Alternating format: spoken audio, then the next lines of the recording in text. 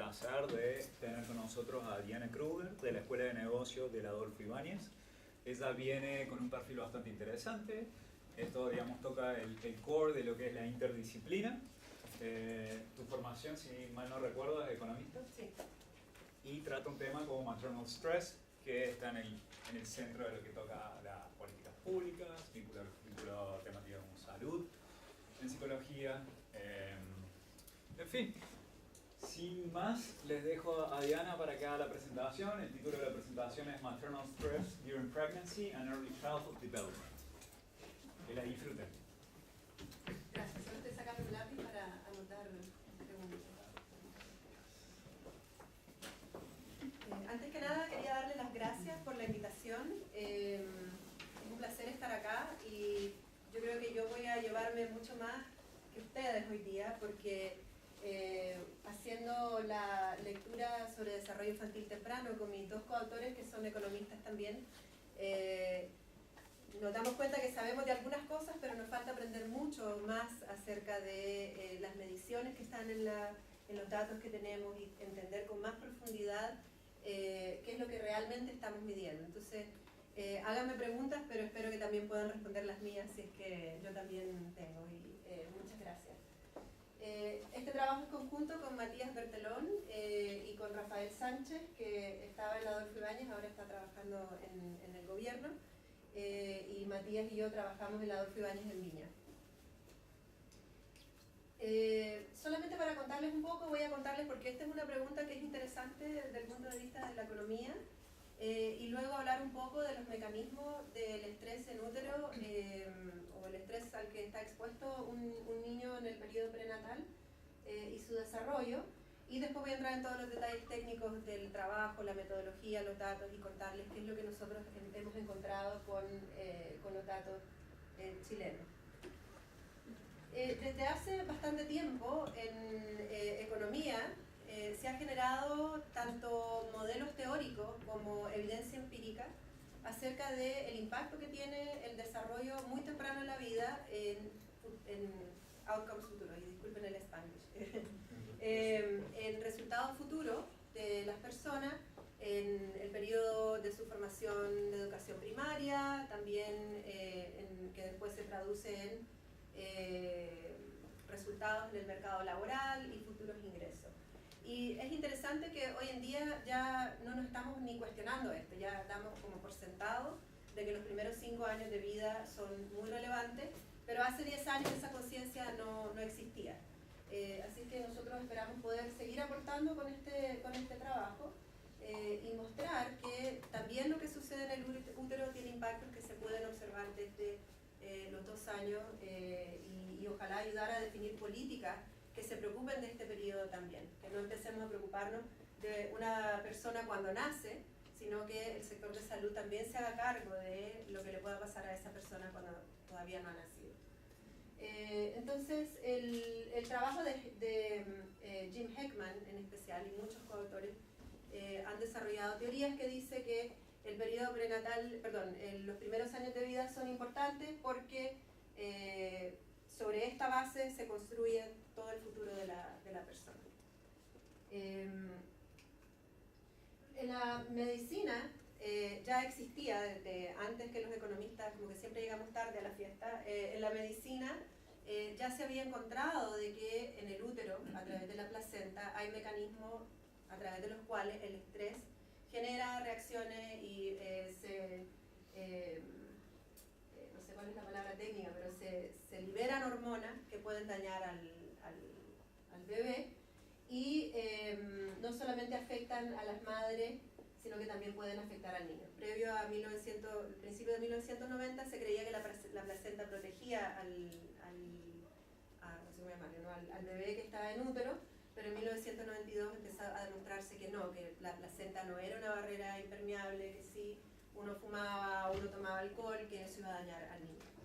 Así que de ahí se genera esto que se llama el fetal hypothesis, y muchos médicos y en la disciplina biológica y las ciencias naturales empezaron a mirar qué efectos tenían decisiones de la salud física de la madre en el bebé.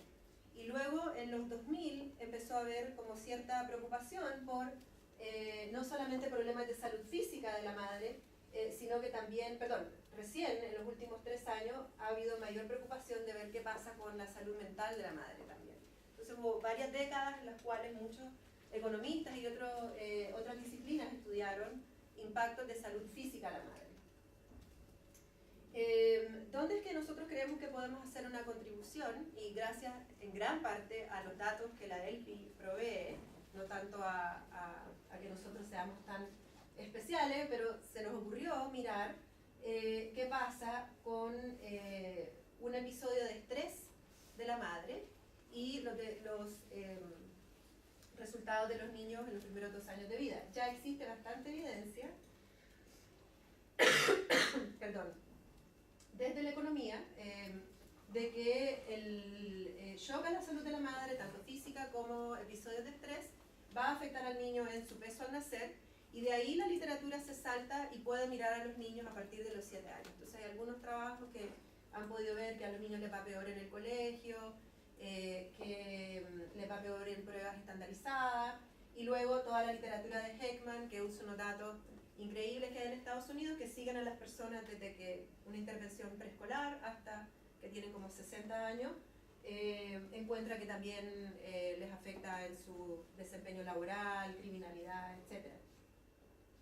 Entonces, una de las grandes conclusiones de toda esta literatura, que se enfoca en el periodo temprano de la vida, es que cuando uno llega en el colegio puede que esté llegando muy tarde para reparar algunas de estas diferencias que se empiezan a ver desde muy tempranamente. Entonces, yo creo que este trabajo es una contribución porque no hay ningún estudio que nosotros hayamos encontrado en el mundo que hayan visto qué pasa con el estrés y estos test cognitivos que la ELPI está levantando. Así que esperamos no solamente hacerle publicidad a nuestro paper afuera, sino que también hacerle publicidad a los datos de la ELPI, que son los datos de la ELPI, la encuesta longitudinal de primera infancia, que se está levantando acá. No sé si hay alguien acá del centro de estudios longitudinales. Bien. Entonces nosotros vamos a ver cómo estar expuesto el bebé en el útero al estrés que sufre la madre afecta su desarrollo. Y no sé qué tanto contacto han tenido con economistas, pero nosotros nos preocupamos mucho de que poder identificar causalidad, ¿sí? Y como no hay forma experimental de hacer esto, tenemos que buscamos la forma de identificar esta causalidad a través de otros mecanismos. Y para poder hablar de estrés es importante que el estrés haya venido por un choque exógeno, que no sea que yo soy una mujer que siempre me estreso y vivo, o sea, que, bueno, yo soy así de hecho, pero personalidad tipo A y tipo B, pero si yo soy una persona que me estreso con facilidad, ese estrés, y ver después a mi hijo que le va peor en el Child Behavior Checklist, por ejemplo, no necesariamente significa que es causal, porque tal vez yo lo estreso a él cuando él está tomando ese test. ¿Sí? Pero aquí lo que tenemos en la ELPI es una pregunta que le hicieron a las mujeres, que les preguntan si sufrió de un periodo de ciertos síntomas de estrés a raíz del terremoto del 27 de febrero. Entonces, esta es una causa exógena de estrés, que tal vez yo soy personalidad tipo B y soy súper tranquila, chillax, pero vino el terremoto y mi cuerpo sufrió todo este shock de hormonas y de cortisol, y lo que vamos a hacer nosotros es comparar cómo le fue a las madres que estaban embarazadas durante este episodio con madres que se embarazaron un poco después, cómo le fue a sus hijos en realidad. Entonces las contribuciones de este estudio es que somos el primero en llegar con un análisis de este periodo de la vida, que es un periodo sumamente importante, antes de los 3 años. También otra ventaja que tenemos nosotros es que no hay estudios, hay muchos estudios sobre estrés, les voy a contar ahora un poco de qué es lo que encuentran y los contextos, pero no hay estudios donde se le haya preguntado a la madre si sufrió de estrés, ¿sí? Lo que hay es eventos que han ocurrido, por ejemplo el 11 de septiembre en Estados Unidos, hay varios estudios que analizan a las madres que vivían en torno a la zona afectada, y las comparan con madres en otros lugares, ¿sí? Pero le definen a todas las mujeres de la región como estresadas y a las que están lo suficientemente lejos como no estresadas.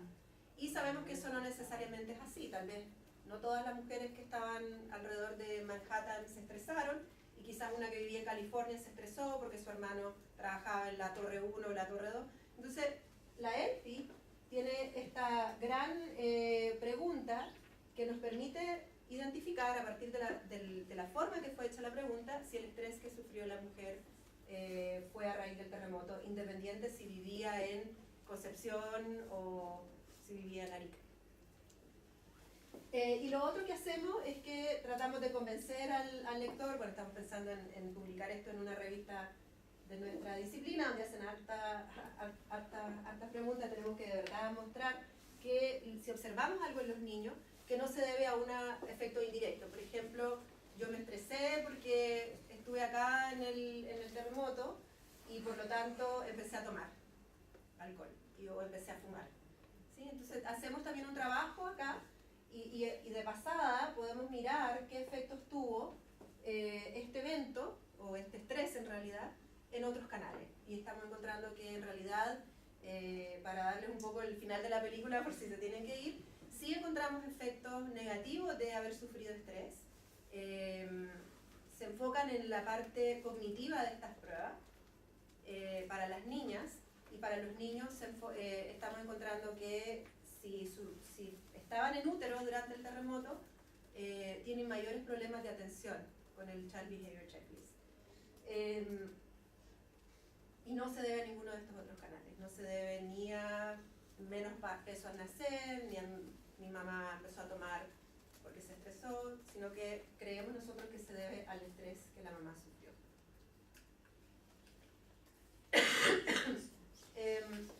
Para contarles un poco acerca de esta relación entre la salud maternal y el desarrollo en útero, como les contaba, hay muchos estudios en distintos países del mundo, y acá traté de hacer un resumen de los muchos que nosotros leímos en la revisión literaria. Pueden ver que están casi todos los continentes representados. Hay varios estudios que se han enfocado en shocks exógenos de salud, como pandemia de la influenza, hambruna en China, el accidente en Chernobyl. ¿Sí? Entonces hay como una familia o un conjunto de trabajo que en general encuentran impactos negativos de estos shocks a la salud física de la madre en los resultados de los niños después. En que encuentran efectos negativos en la salud de los niños, en desempeño escolar, coeficiente intelectual, etc. Luego traté de agruparlos, esta es mi propia como agrupación, puede que no sea como muy fina, pero también hay otros que se han enfocado en la nutrición, como el contenido nutricional de las madres,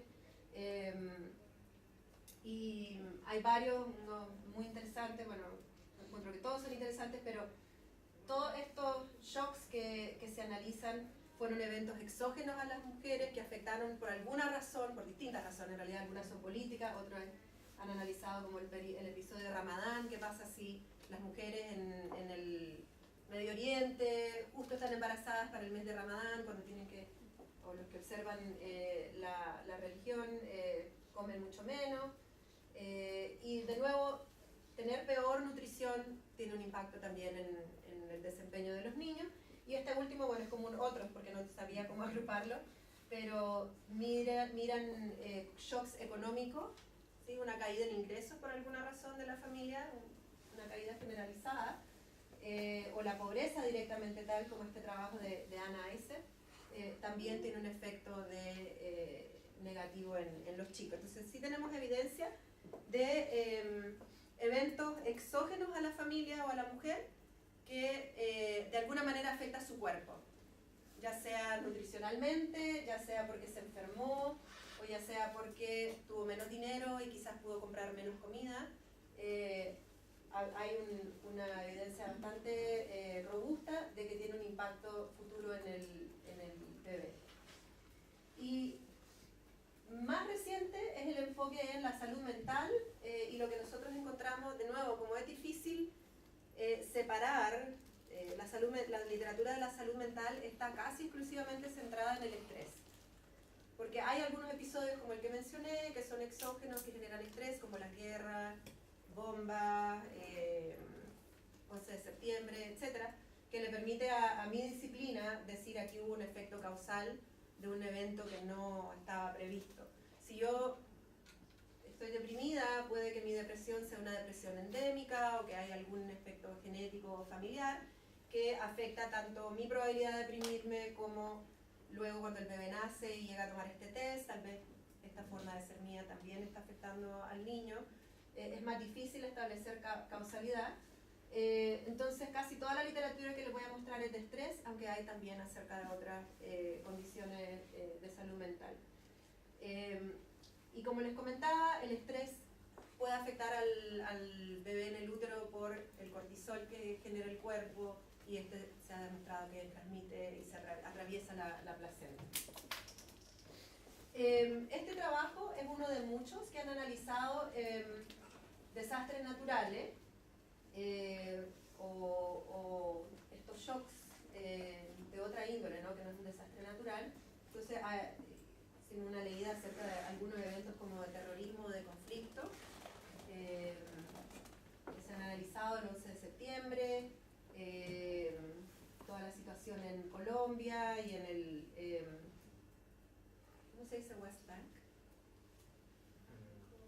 Yo sé que el Banco de Gaza, pero no sé cómo se dice West Bank. Bueno, sorry. Desastres naturales, hay alguna literatura para que ha analizado el efecto de huracanes. Todo esto lo que hacen es mirar qué pasa con algún resultado del niño futuro si es que la mamá estaba embarazada y vivió en una ciudad o en una zona donde pasó un huracán. Creo que ellas estudiaron, no sé si fue Katrina o si fue uno de los huracanes que pasó por la Florida, no recuerdo en este momento. Y Florencia Torche, se me olvidó citar su último paper, no sé si algunos de ustedes la pueden conocer, pero Florencia es chilena y está acá en sociología. Sociología. Acaba de publicar un paper la semana pasada, nos preocupamos que era el mismo terremoto para Chile, pero ella en 2011 miró el impacto de un terremoto en Iquique en el peso al nacer de los niños, encontró efectos negativos y ahora hizo un seguimiento de esos niños y la semana pasada salió su paper en demografía, demography, se me olvidó poner el paper de ella del 2018, pero está siguiendo a esos niños y está viendo sus resultados en el test de Wechsler de inteligencia y encuentra que los efectos persisten en el tiempo.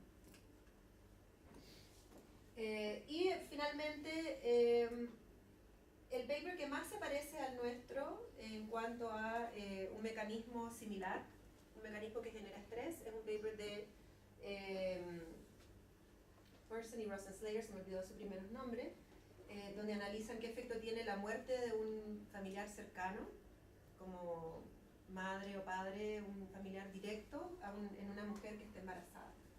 Y ellas miran qué efectos tiene en el futuro en comprar medicamentos como Ritalin para déficit atencional y medicamentos, pudieron cruzar bases de datos de medicamentos donde tienen como el root de la persona, no me acuerdo si eran datos finlandeses o suecos, y lo cruzan con el root del individuo y medicamentos antidepresivos. Entonces encuentran que los niños cuyas madres sufrieron este shock tienden a tener más problemas de déficit atencional y a deprimirse más cuando son adultos. Entonces, ¿qué es lo que nosotros hacemos? Eso fue como una introducción de la literatura. A propósito, si quieren hacer preguntas, interrúmpanme nomás. Lo que nosotros hacemos es mirar, como les había dicho hace un rato, analizar esta pregunta que está en los datos que tenemos, acerca de si a raíz, por causa directa del terremoto del 27 de febrero, en la ola del 2012 de la ELPI, se les preguntó a las mujeres, ¿usted sufrió alguno de los siguientes síntomas? ¿Sí? Entonces hay como 6 síntomas en la lista y después una categoría otros, o 5 síntomas, después les voy a mostrar los detalles, donde se les pregunta si sufrió episodios de pánico, insomnia, memorias traumáticas del terremoto, etc. Es como un mini cuestionario, me dediqué varios días en febrero de este año para mirar los cuestionarios de estrés postraumático. Entonces, no hay un match perfecto de estas preguntas, porque era un cuestionario de 6 síntomas, pero son extractos de distintos cuestionarios de estrés postraumático. Yo no sé, y si ustedes saben, cuando les muestre los síntomas, si saben si hay alguna referencia, o los que diseñaron la ELPI, si saben si esta pregunta fue hecha basada en algún cuestionario oficial de estrés postraumático, sería fantástico, porque yo no encontré cómo citar esta pregunta en el paper. Porque esas preguntas del ELPI fueron introducidas en Sí. esa encuesta independiente de tu estudio. Claro, nosotros empezamos este trabajo hace como 1 año y medio, y bueno, no ha sido continuo, hemos tenido como periodo de alto trabajo y periodo de bajo trabajo, pero en el 2012, cuando la ELPI, la primera ola es del 2010, y cuando se levantaron esos datos ya había ocurrido el terremoto, pero ya había un diseño muestral, ya los niños habían todos nacido y tenían varios meses cuando ocurrió el terremoto, no estaban en útero. Y era muy tarde introducir la pregunta. Para el 2012, y yo no fui parte del equipo, así que cualquier información adicional, bienvenida sea. En el 2012 se introdujo a 3.000 niños nuevos, después les voy a contar un poco más, que algunos de ellos estaban en útero para el terremoto. Y se introdujo esta pregunta que les acabo de mencionar. Pero nosotros no tuvimos nada que ver. Es una de las desventajas de estar en Viña, de los desafíos de hacer investigación en regiones, que cualquier reunión son un día entero de trabajo perdido. Son 2 horas ida y vuelta, y me encantaría ser parte de algún levantamiento de datos, pero nunca lo he hecho activamente. Entonces, tenemos este evento, esta lámina, muchos de ustedes, probablemente todos, si estaban en Chile, recuerdan este terremoto, pero para audiencias internacionales tenemos que contar que esto fue grande. Y de hecho, en toda la preparación de este trabajo nos dimos cuenta que en realidad fue como un evento de terremoto, porque hubo 130 réplicas en el primer mes, 13 de ellas arriba de magnitud 6.0. También recordamos el 11 de marzo, que fue casi igual o peor para nosotros en la quinta región, con el alerta de tsunami que se generó. Fueron muchos terremotos y temblores fuertes muy seguidos, que va a ser importante después cuando definamos qué es lo que es estar en útero. Y lo que vamos a hacer es analizar este evento, que fue exógeno, que nadie podía anticipar, para decir, aquí hubo una causa externa que causó estrés, y veamos qué le pasó a esos niños que estaban en útero. ¿Sí? Entonces, por las razones que les mencioné, que para poder decir con cierto grado de confianza que aquí hubo un efecto causal del estrés en los resultados del niño, tenemos que construir un grupo de control. Y en esta base de datos, levantada en el 2012, habían niños ya nacidos al 27 de febrero que no los podíamos analizar porque el terremoto también los afectó a ellos. ¿Sí? Entonces estos niños fueron psicólogos a sus casas a tomarles varias pruebas, ya les voy a contar cuáles. Entonces, si los niños sufrieron estrés, no podemos separar el estrés del niño del estrés de la mamá. Entonces, ¿qué hicimos? Pedimos los datos de la fecha de nacimiento de los niños y teníamos las semanas de gestación de la encuesta, y pudimos construir hacia atrás una fecha aproximada de concepción y saber si el niño estaba en útero o no al momento que la mamá sufrió este shock. ¿Y qué hicimos? Los comparamos con niños cuyas madres quedaron embarazadas después. ¿Sí? Entonces tenemos un conjunto de niños que estaban en útero, y el grupo de control entonces son niños que son concebidos inmediatamente después, que tienen edades muy similares. Igual en nuestras estimaciones vamos a controlar por todos los factores que podemos, y ellos van a servir como nuestro grupo de control. ¿Sí? Y esto es un poco más técnico. Para poder llegar y decir que acá hubo causalidad, necesita cumplirse que la fecha de estar embarazada al momento del terremoto no está correlacionada con el evento en sí mismo. Que las mujeres no decidieron postergar su embarazo debido al terremoto. Y nuestros datos nos indican, no hay forma de corroborar esto, pero les voy a mostrar alguna evidencia que sugiere que las tasas de embarazo eran similares en zonas que sufrieron el terremoto y no, o sea, hemos hecho varios como comparaciones de tasas de embarazo y no hay nada que nos indique por ahora que las personas dejaron de embarazarse o sea, nadie podía anticipar el terremoto, entonces creemos que este supuesto es relativamente creíble. Entonces, nuestra metodología es una metodología relativamente simple. Estimamos regresiones multivariadas. Es simple por los datos que tenemos, ¿no? Porque tenemos este dato que es una pregunta de estrés exógeno. Entonces, no necesitamos hacer algo muy sofisticado metodológicamente desde los estándares de la economía, que a veces se pone muy sofisticada en las estimaciones.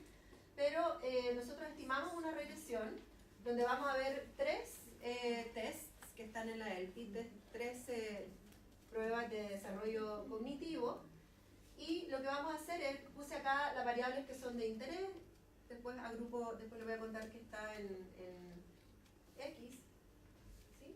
Pero controlamos por si la madre sufrió estrés, si dice ella que sufrió alguno de los síntomas que les mencioné. También controlamos por, vamos a tener como 2000 niños, 1000 de ellos estaban en útero y 1000 no. Vemos si los niños que estaban en útero son distintos en los resultados del test de los que no estaban en útero en ese momento. Y después interactuamos esta variable, ¿sí? Entonces, este parámetro que está acá es el que nos va a decir cómo le va al niño que está, digamos que esta es el Battelle Development Inventory, que es uno de los tests que se aplicó. ¿Sí? Este es el resultado del niño en la prueba de Battelle. ¿Sí?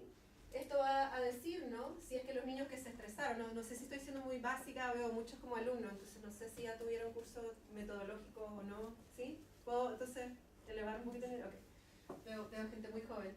Bien, entonces el término de interacción es el que nos va a dar la diferencia en diferencia, nos va a poder decir cuánto de esto se debe a el efecto del estrés de la madre cuando el niño estaba en útero en comparación a los niños que no estaban en útero, que la mamá se embarazó después y sufrió estrés. Sí. ¿Es relevante o significativo en el trimestre de embarazo que se encontraba la madre? Sí, pero lamentablemente no traje esos resultados.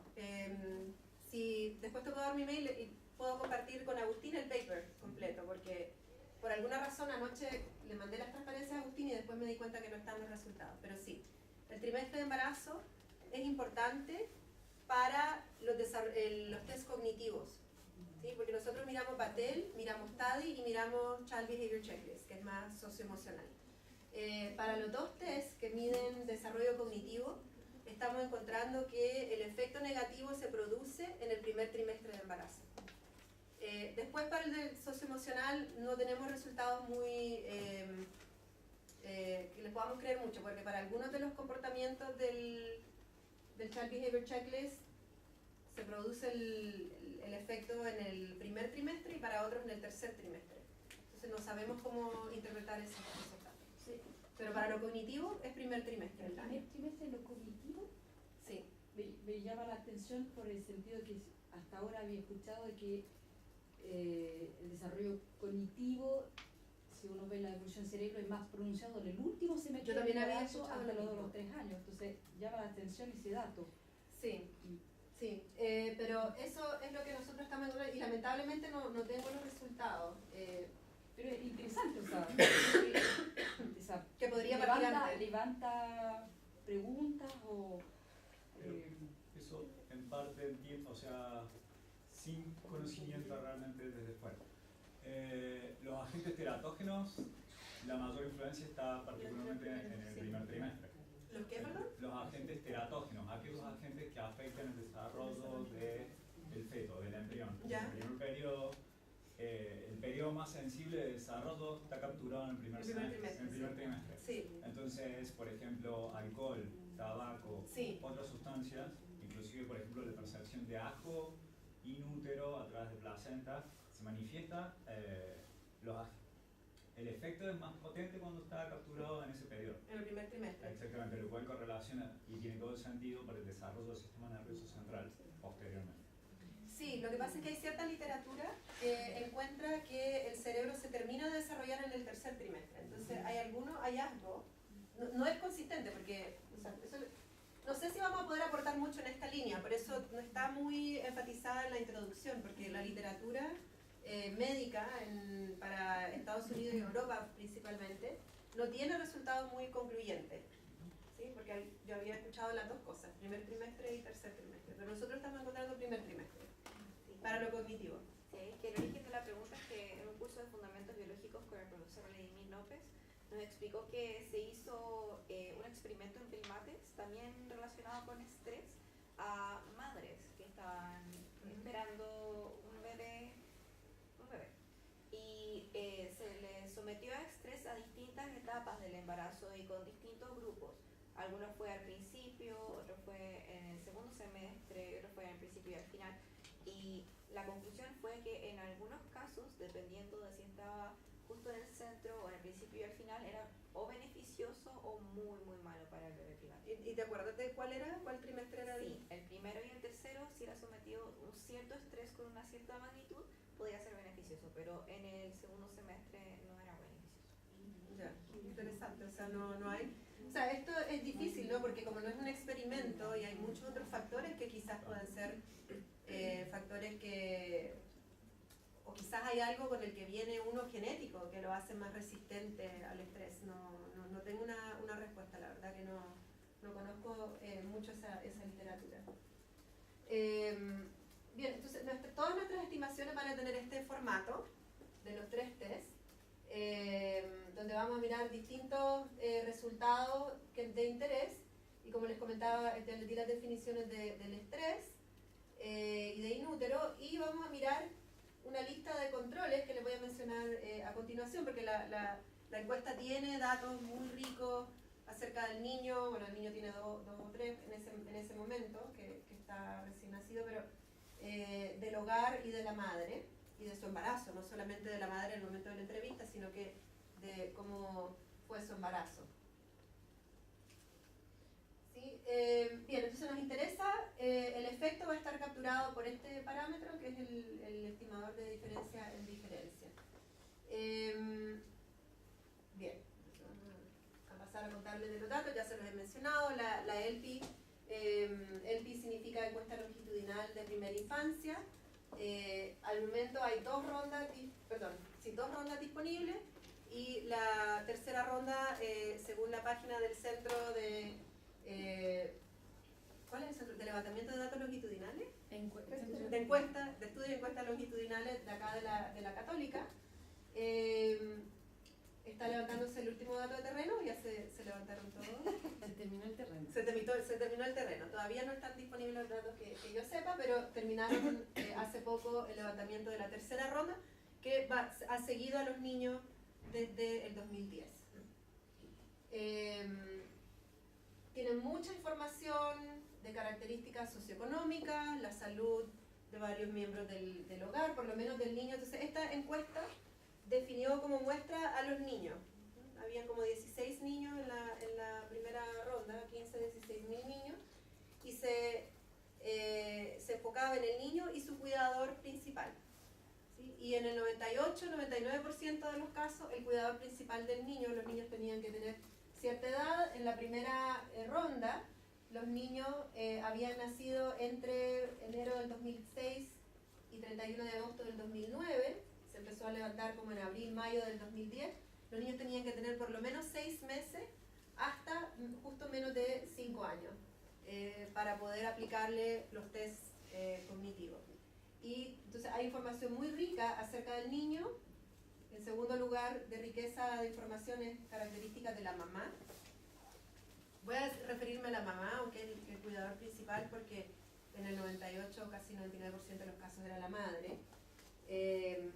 Y en el 2012 se agregaron 3.000 niños nuevos, y estos son los que van a formar parte de nuestra muestra, porque en este conjunto de niños que habían nacido entre septiembre del 2009 y diciembre del 2011, ahí es donde está el grupo donde mitad y mitad. Mitad estaba en útero, mitad fue concebido después del terremoto. Y los test que se aplican a los niños, se aplican muchos test de desarrollo, les voy a mostrar la lista completa, y a las madres también se les aplicaron pruebas de desarrollo, o sea, de capacidades o habilidades cognitivas, se les aplicó el Wechsler Intelligence Test, creo que se llama, y el Big Five Inventory. Entonces tenemos información de 5 grandes rasgos de personalidad y de sus capacidades en vocabulario y en, ¿cómo se dice numeracy en español? Numerosidad. Numerosidad, gracias. O sea, acá en nuestra muestra, los niños al final, cuando nos quedamos solamente con los niños en útero y los niños que fueron concebidos después, nuestros niños tienen entre 8 meses y 32 meses en la muestra. Los test aplicados, estos son según rango de edad, fueron el Batten Development Inventory, en la versión, el Peabody Vocabulary a partir de los 30 meses. Luego se desarrolló un test propio en Chile, el TADI, que según mi lectura está basado en un test también validado internacionalmente, pero se desarrolló una versión para Chile, que mide 4 áreas: cognitiva, habilidades motoras, de lenguaje y socioemocionales. En toda la parte socioemocional está el ASQ, que también tengo entendido que es un test bastante estándar en psicología, ¿sí? ¿O no? No. Estos son nuevos para mí. El Child Behavior Checklist 1 para los niños que tenían estas edades y el Child Behavior Checklist 2 para niños de estas edades. Y también habían varios tests de función ejecutiva. No pudimos usarlos de función ejecutiva porque la mayoría de nuestros niños no estaban en edad en el momento de los niños en nuestra muestra, pero están disponibles para los niños más grandes que nosotros no analizamos. Entonces, al final, para tener una muestra lo suficientemente grande, miramos el Child Behavior Checklist 1 y estos 2 tests de desarrollo en general, porque el Batten también tiene distintas dimensiones de desarrollo infantil. En cuanto a las variables de control, bueno, están los resultados en estos 3 tests, esas son nuestras variables dependientes en la regresión, y como características del niño sabemos cuál es su sexo, cuál es su edad en meses, y también pudimos ver dentro de la familia, como sí sabemos pocas cosas acerca de todos los miembros del hogar, pudimos ver si el niño era el mayor, el menor. Típicamente no hay muchos niños, porque estas son encuestas levantadas de niños que están naciendo ahora en Chile, entonces la estructura del hogar es moderna, en la mayoría de los casos es hijo único o a lo más con un hermano o 2 hermanos. Así es que sabemos en qué orden está en su hogar.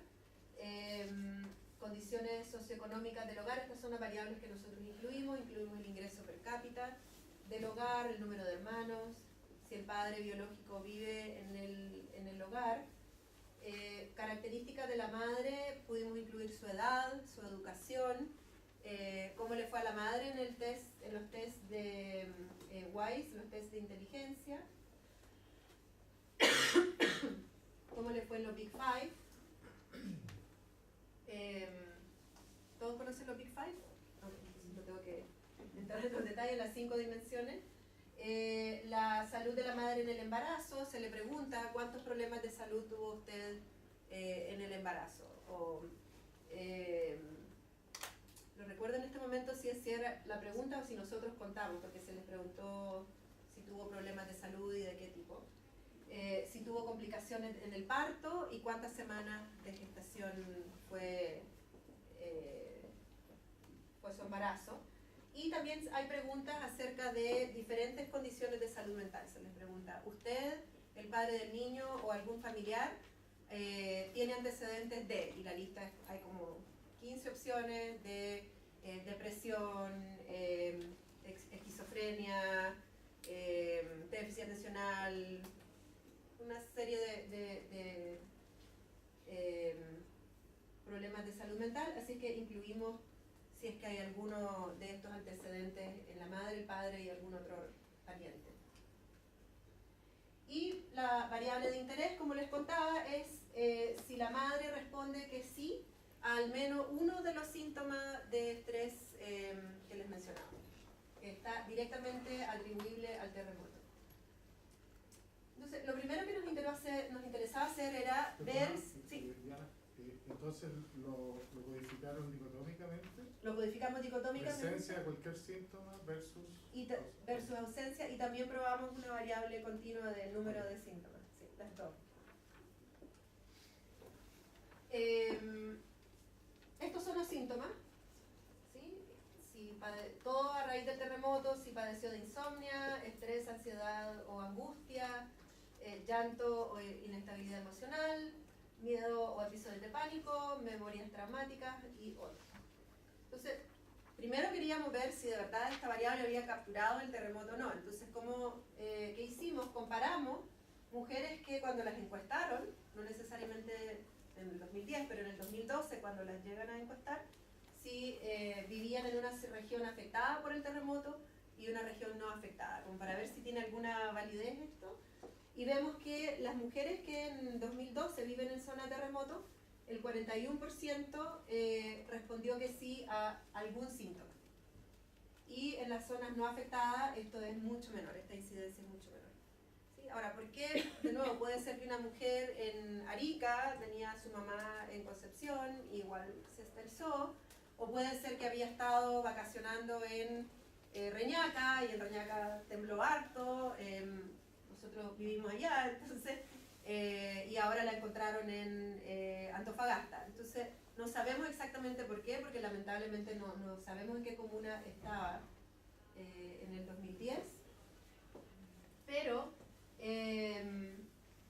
hay algunas personas que sufren de estrés en otras regiones, entonces también es interesante nuestra metodología porque es independiente de dónde vivió la persona. ¿Sí? Tiene que ver con el evento independiente de su ubicación geográfica. Así que por ahora acá pareciera ser creíble esta variable, dado que en zonas donde se movió mucho, más mujeres sufren estrés.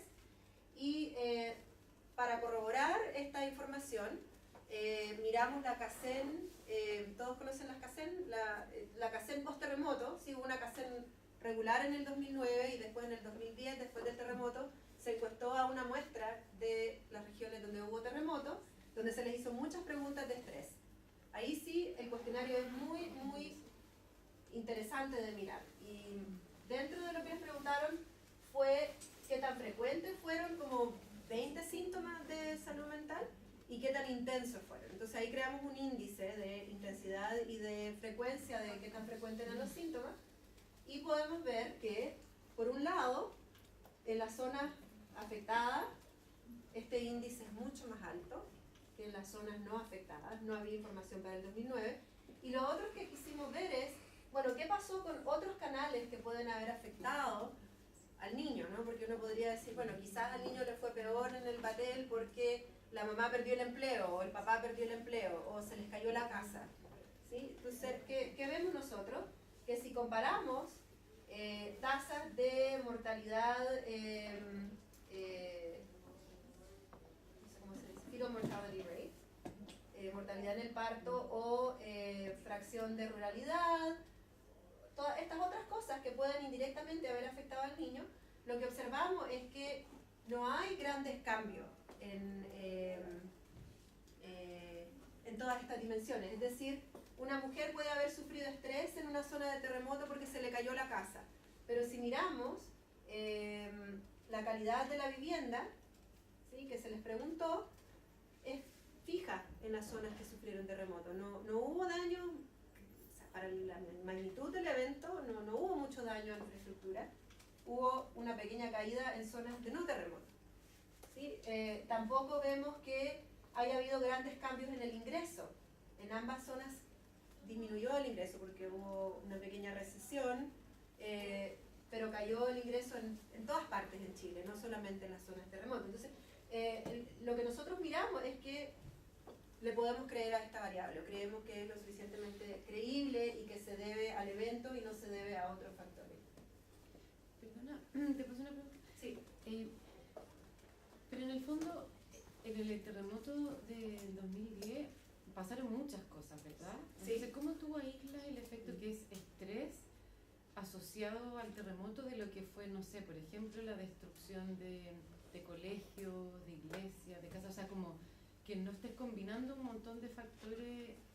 O sea, como que me da la impresión de que de repente esta medición tiene más que ver con el terremoto que un estrés. Porque, por ejemplo, en el paper de Florencia, ella logra aislar el efecto estrés del terremoto porque, bueno, tiene un grupo de comparación de una zona no afectada en lo absoluto, pero además en ese terremoto estuvo solo como el efecto como del estrés por el movimiento, pero no hubo mayor destrucción. Entonces, Sí, bueno, esa es una de las limitaciones del trabajo, porque, o sea, si entiendo lo que me estás preguntando, la pregunta textualmente es, a raíz o causa directa del terremoto, ¿usted sufrió alguno de estos síntomas? ¿Sí? Esa es la pregunta que tal como aparece en la encuesta. Entonces, como investigador, yo le estoy creyendo a la respuesta de esa mujer. Se le están haciendo 2 años después. Entonces, efectivamente, puede ser que ella haya sufrido angustia porque después el niño no pudo ir al colegio porque se cayó el colegio y tuvieron que ir a estos lugares como más móviles.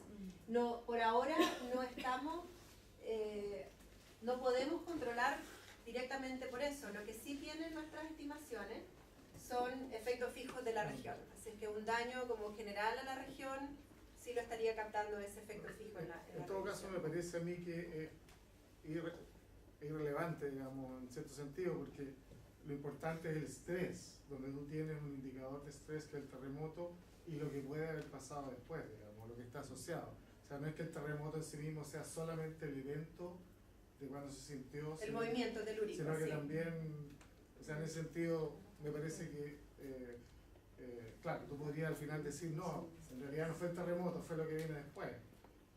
Pero la magnitud del terremoto está asociado a eso. O sea, sí, no, yo solo lo comentaba, claro, de que esta pregunta se hace 2 años después, y por ejemplo hay algunas mamás que pueden haber sido mamás primerizas, ¿verdad? Que este es su primer hijo, entonces que además en esos 2 años tuvo su primer hijo, entonces por ejemplo ella puede decir, sí, desde ahí tengo insomnio, por ejemplo, y quizás no está tan asociado al estrés. Sí, eso del es error terremoto. de medición. Claro. Ahora, en la medida de que ese error de medición es igual en los 2 grupos, entonces no hay nada que podamos hacer en ese sentido.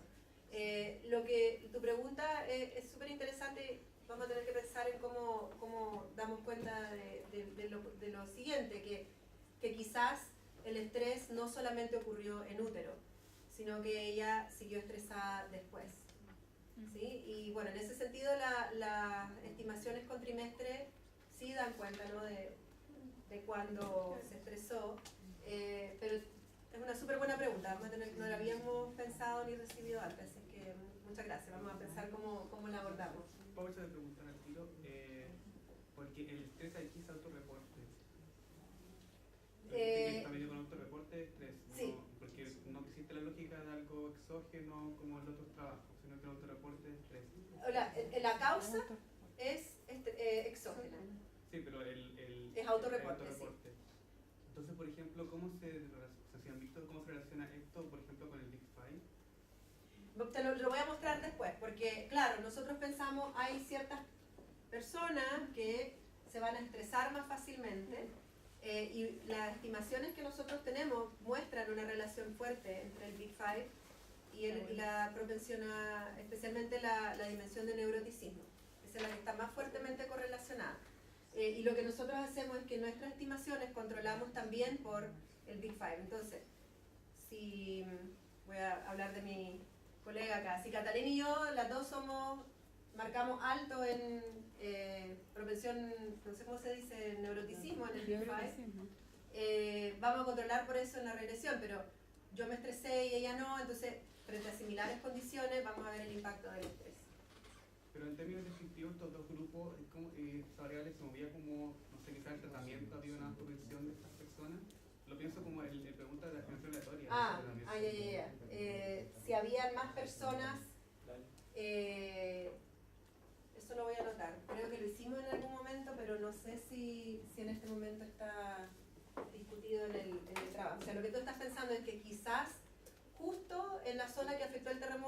hay personas más neuróticas. Sí, hicimos una comparación y no encontramos ninguna diferencia entre regiones afectadas y no afectadas. Oye, con autorización acá del jefe, ¿Me estoy alargando? No, voy a hacer una moción de orden que paremos un poquito las preguntas para que pueda presentar los resultados, digamos, a pesar de que algo ha hablado de eso, y después volvemos a las preguntas, porque si no se nos va a acabar el tiempo y no vamos a ver los resultados. Ok. Bien, entonces, ¿qué hicimos en el trabajo? Como el marzo fue un periodo también altamente estresante, también definimos este periodo como, aunque hubiesen nacido los niños, lo definimos como, perdón, los niños que se concibieron en marzo, igual los incluimos en útero, porque en ese mes hubo este temblor fuerte, que en algunos países es un terremoto, el 11 de marzo, así que también incluimos a ese periodo como en útero, y los resultados son básicamente los mismos, si incluimos a marzo como en útero o no. Solamente para mostrarles la cantidad de réplicas, esto lo bajamos de los datos del USGS, y tuvimos, bueno, acá el grande, ¿no? En febrero 2 terremotos de grado 7 o más, pero podemos ver que en marzo hubo 187 réplicas de 5 grados más, así que fue un mes que también hubo mucho movimiento. Y esto es a partir del 27 de febrero, o sea que entre el 27 y el 28 tuvimos 4 fuertes temblores con estas magnitudes. Bien, esta tabla, disculpen por poner tanto acá, pero el mensaje de esta tabla es tratar de ver si es que estar en útero al momento del terremoto está relacionado con las zonas que fueron afectadas y las zonas que no. Entonces, el objetivo de esta tabla tiene dos objetivos. Primero, mirar de que en términos de los resultados, acá tenemos todos los resultados de los test. El Battelle solamente tuvimos acceso al promedio, pero nuestra base de datos tenía las diferentes dimensiones del TADI y del Child Behavior Checklist. Y lo que podemos ver es que en general, los niños entre regiones, terremoto y no terremoto, les fue igual de bien o igual de mal, o sea, tienen resultados bastante similares. ¿Cómo sabemos? Porque acá en esta última columna hay un asterisco si es que la diferencia es estadísticamente significativa, y en la gran mayoría de los casos no lo es. Entonces, por un lado, a los niños les fue igual de bien, igual de mal, salvo algunas excepciones. El TADI socioemocional y el Child Behavior Checklist, quejas somáticas, me parece. Y luego también los niños parecen tener madres que son iguales. Todas estas son las variables de control que tenemos en la regresión. El estrés maternal, obviamente más estrés en las zonas con terremoto, pero estar en útero en terremoto versus no terremoto tiene la misma distribución. Y en edad, las madres que viven en zonas de terremoto son un poquito mayores, pero de aquí para abajo, educación de la madre y cómo le va en el Big Five y en el WISE son iguales. Entonces, esto es para tratar de darle, uno nunca lo puede demostrar con una como conclusión científica, pero pareciera ser, o por lo menos en características observables, que los niños que se vieron afectados por el terremoto o no son similares, y las madres también. Entonces, ¿qué es lo primero que hicimos? Ojalá puedan leer esto, pero no quise tapar las variables de control porque las consideramos interesantes. Lo primero que hicimos fue ver cuáles son las características que aumentan la propensión a una mujer a estresarse, si le creemos, ¿no? Si digo que me estresé, voy a creerle. Entonces, la variable dependiente acá es si sufrió alguno de los síntomas de estrés. Y lo primero que vemos con esta primera regresión, si no incluimos ningún control, que las mujeres que viven en una zona terremoto tenían una propensión mayor en 25 puntos porcentuales a responder que sí. Y en la medida que yo voy incorporando estas variables de control, si están correlacionadas con la región terremoto, es decir, si van a afectar la exogeneidad de esto, entonces va a cambiar esta primera fila. Lo primero que hacemos es incorporar antecedentes de salud mental previa, que quizá esto puede estar afectando qué tanto me estreso o no. ¿Y qué es lo que vemos? Si la madre tuvo algún antecedente de salud mental, tiene mayor probabilidad de reportar estrés, pero no cambia nada el coeficiente de el estrés debido al terremoto. Entonces lo que estamos tratando de hacer es limpiar otras cosas que puedan afectar la propensión de la madre de estresarse. Luego le vamos a agregar esta otra categoría que son las características socioeconómicas, ¿sí? Y vemos que las mujeres de mayores ingresos se estresan menos, las mujeres con más educación, que a veces un poco lo mismo, educación está muy relacionada al ingreso, se estresan menos, y que las mujeres con bajo nivel de habilidades de vocabulario se estresan más.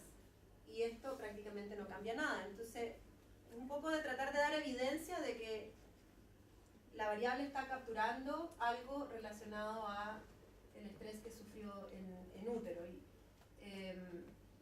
Y la última, perdón, esta otra columna incluye también el Big Five, y aquí aparece el neuroticismo, fuertemente relacionado con la probabilidad de que una mujer reporte estrés, y vemos que tampoco cambia mucho el coeficiente acá. Y finalmente incorporamos efectos fijos a nivel de la región para limpiar diferencias entre regiones, y crece este coeficiente. Entonces, esto a nosotros por lo menos nos está mostrando que en realidad esta variable sí tiene que ver con estrés relacionado al terremoto. Porque ya le limpié todo lo demás que le pude controlar, está controlado. Entonces, ahora lo que voy a hacer es mostrarles los resultados de la variable de los distintos tests, ¿sí? Del Battelle primero, y después les voy a mostrar los otros de manera más resumida, pero para mostrarles un poco lo que hicimos con cada test. Vemos en esta regresión, si controlamos por, esta es la variable que nos interesa acá, la diferencia en diferencia, mirar qué pasó con el estrés cuando el niño estaba en útero, qué impacto tuvo. Y vemos que si la madre sufrió estrés en el periodo prenatal, esto es desviación estándar del test, ¿sí? Los niños que sufrieron estrés, su puntaje en el Battelle tiene casi 0.2 desviaciones estándar menos que los niños cuyas madres sufrieron estrés pero no estaban embarazadas y el niño nació después.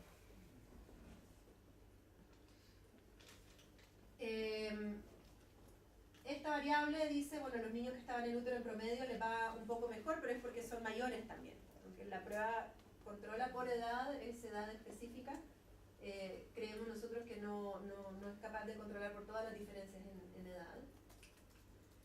Luego vemos si las características del niño cambian este resultado, y controlamos por el sexo, la edad y el orden en los hermanos, y no cambia el resultado, y estamos encontrando que a las niñas les va en promedio mejor que los niños, controlando por todo lo demás. Luego incorporamos las variables socioeconómicas del hogar, y la que está relacionada con el test de los niños es la educación de las madres, y si pueden ver acá el resultado permanece bastante robusto, prácticamente no se mueve. Incorporamos el Big Five, y casi todas las dimensiones están relacionadas con el test de niño. Aquí pusimos acá como las cosas malas. No sé si ponerle no me gusta usar las etiquetas así, pero baja extraversión, baja movilidad, baja responsabilidad, alto neuroticismo, baja apertura a nuevas experiencias, están relacionadas negativamente con el Battelle. Y las últimas dos incluyen estos antecedentes de salud mental del papá biológico, la mamá y algún pariente. Creo que la última fila no alcanzo a ver acá, incluye también efectos fijos de la comuna, pero efectos fijos de la región. ¿Sí? Así que estamos encontrando que el estrés en útero tiene un efecto negativo en el Battelle, en este resultado. Esta regresión le muestra los tres resultados, el test promedio, ¿sí? el puntaje promedio, de la última especificación, la que también controla por los efectos fijos de las regiones, y vemos que el signo en el TADI es negativo, pero no es estadísticamente significativo. El Child Behavior Checklist es positivo. Entonces acá esta prueba que ustedes deben conocer mejor que yo, si hay más problemas, o sea, va creciendo. Entonces que sea positivo acá significa que los niños que sufrieron estrés en útero tienen más problemas de comportamiento, pero no son estadísticamente significativos. Y no voy a mirar todas las variables de control, pero tienen los signos esperados. La siguiente tabla, no alcanzaba en una sola transparencia. Entonces, ¿qué hicimos? Quisimos ver si habían algunos canales alternativos, como les había mencionado, que son los que están explicando esto, que quizás las madres cambiaron su comportamiento a raíz del terremoto, y lo hicimos de dos formas. Primero, lo que hicimos fue tomar este mismo test, el Battelle. Este resultado es el mismo de las regresiones anteriores, y pensar que si yo empiezo a controlar si le agrego a esta regresión problemas de parto, si nació prematuro por el estrés, el peso al nacer, y eso es lo que está causando el efecto en el test, este número va a cambiar. ¿Sí? Van a estar correlacionadas estas dos variables y va a cambiar la magnitud del efecto. Esa fue la primera forma de hacerlo. Y lo que podemos observar es que cada columna acá muestra la misma regresión anterior, incluyendo este canal. Problemas en el parto, prematuro, el peso al nacer, etc. Y lo que vemos es que el coeficiente no cambia, ¿sí? Que permanece prácticamente igual. Si miramos su error estándar es el mismo. Hicimos esto mismo para los otros dos tests.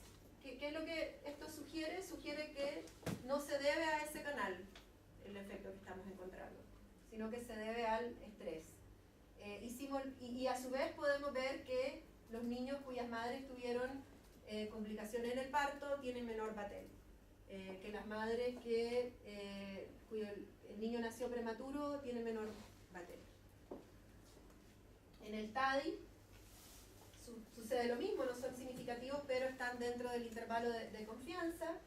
Y algunos otros canales también aparecen significativos. El tomar alcohol, los niños cuyas madres tomaron alcohol en el embarazo tienen menos puntaje en el TADI. Y finalmente hicimos lo mismo para el Child Behavior Checklist y pueden ver que esta magnitud no cambió. Entonces esa es la primera cosa que hicimos para tratar de descartar que lo que estamos viendo no es estrés, sino que puede ser que la mamá empezó a tomar o a fumar después del terremoto.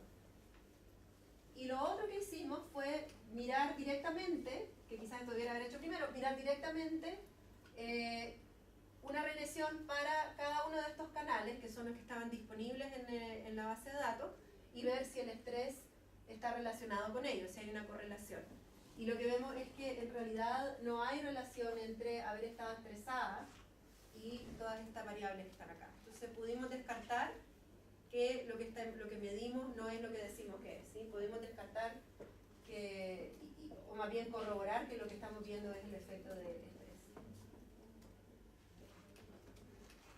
Bien, y ahora lo que les voy a mostrar es las distintas áreas de los test, porque vimos el efecto promedio, no aparece efecto significativo, pero sí miramos que en la parte cognitiva del TADI sí hay un efecto negativo, ¿sí? Que el estrés redujo el rendimiento en la parte cognitiva y no en las otras dimensiones. Luego miramos las distintas componentes del Child Behavior Checklist y vemos que en atención sí hay un efecto significativo, que los niños cuyas mamás sufrieron estrés en útero tienen mayores problemas de atención. Y la historia se vuelve interesante cuando empezamos a mirar efectos heterogéneos para niños de bajos ingresos y de altos ingresos. ¿Sí? Porque aquí podemos ver que en el Battelle son los niños de bajo ingreso los que tienen menores resultados. Y en el TADI, que son los niños de bajo ingreso los que tienen menor puntaje en cognición. Y en el Child Behavior Checklist, aquí no tenemos explicación, pero son los niños de altos ingresos los que tienen mayores problemas de atención. Y no sé si alguno de ustedes quizás podría contarnos o tienen alguna hipótesis de por qué esto podría estar ocurriendo en niños de altos ingresos. Y lo único que se me ocurre es el efecto de una iPod, iPad, pantalla.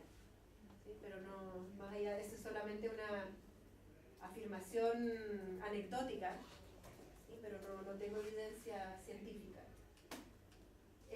Y lo que vemos es que el efecto negativo en cognición del TADI se ve en las niñas. El Batel, bueno, es un promedio, ahí no tenemos una historia muy desagregada que contar, pero sí vemos que los problemas de atención aparecen más en los niños varones. Así que esto es consistente también con lo que se está viendo en todas las caídas en el CIMSE de lectura. Yo tengo 3 hijos hombres y anecdóticamente los 3, si pudieran ellos, estarían pegados a una pantalla todo el día. Yo veo que las niñitas todavía son seres mucho más sociables que los niños. Así que no tengo una explicación, es solamente observación de una muestra con n igual a 3. No tengo niña, no tengo contrafactual, pero tengo amigas que tienen niñas. ¿Sí? Así que ese es nuestro trabajo y lo que estamos encontrando entonces es que el estrés prenatal tiene efectos negativos en las dimensiones de cognición. También alguna evidencia de que en algunas dimensiones socioemocionales, específicamente en problemas de atención, de que los efectos de cognición negativos se están viendo más en las niñas y en bajos ingresos, en niños de bajo ingreso, y que los problemas de atención están concentrados en niños de altos ingresos, y que esta medida del Batel, que no podemos desagregar, está pareciendo más fuerte el efecto en los niños hombres. ¿Y qué lecciones podemos extraer de esto?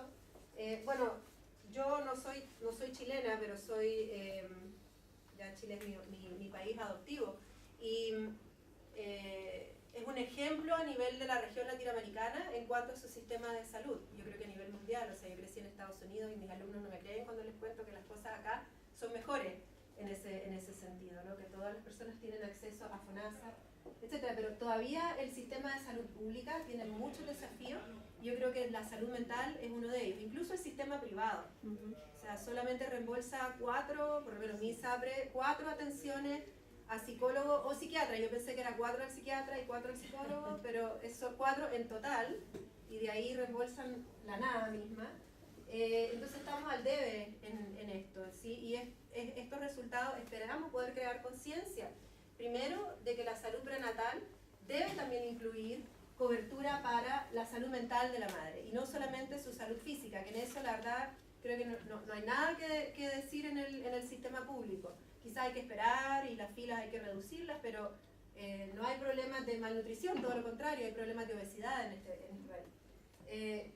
Pero necesitamos preocuparnos de intervenir tempranamente y de preocuparnos de la salud mental, y no desde que uno nace, sino que desde antes. Así que esos son los hallazgos que tenemos. No sé, ahora si quieren pueden hacerme las otras preguntas difíciles. Bueno, primero,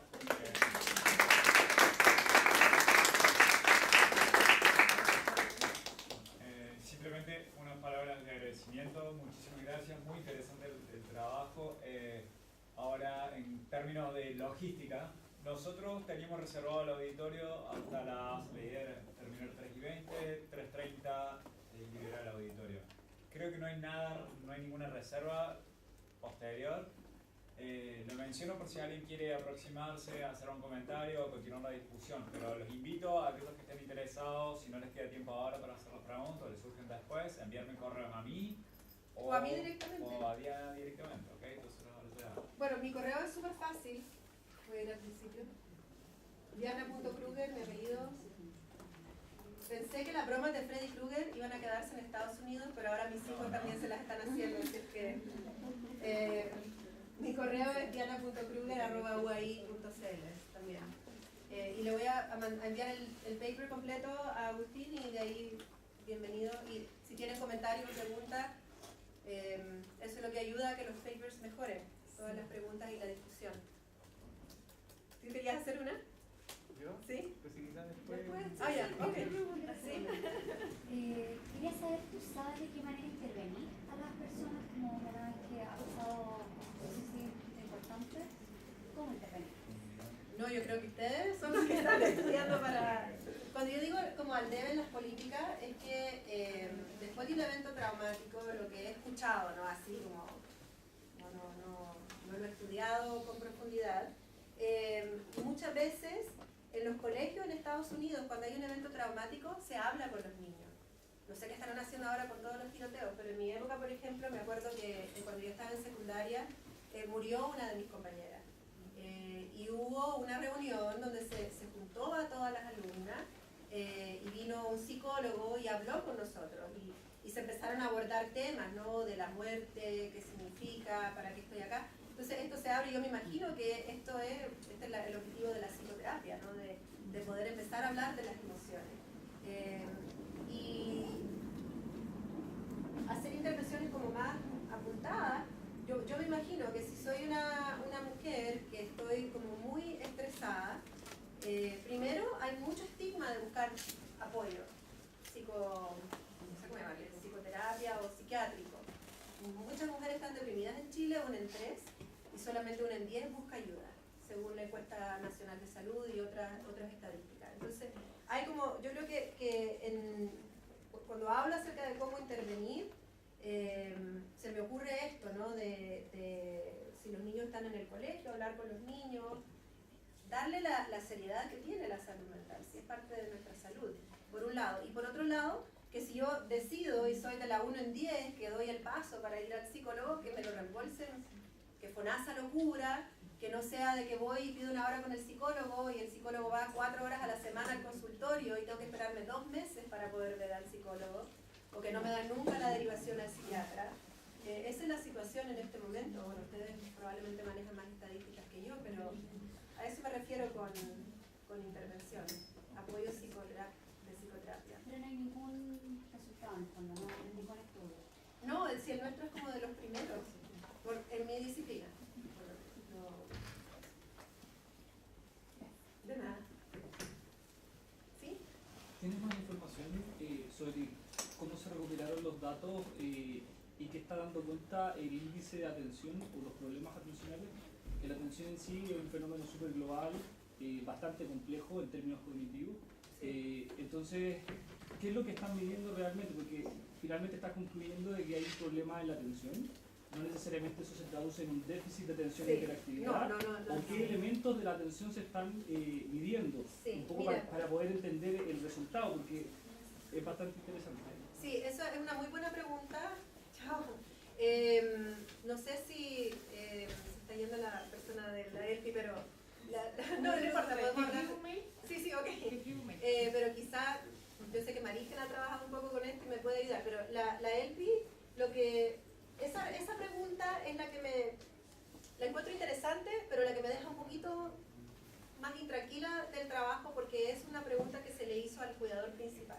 Usted observa que su niño tiene problemas, y la lista de problemas. Entonces es una variable que reporta la mamá. ¿Sí? Entonces, ¿qué es lo que nos falta por hacer? Y voy a tomar nota de esto para que no se me olvide.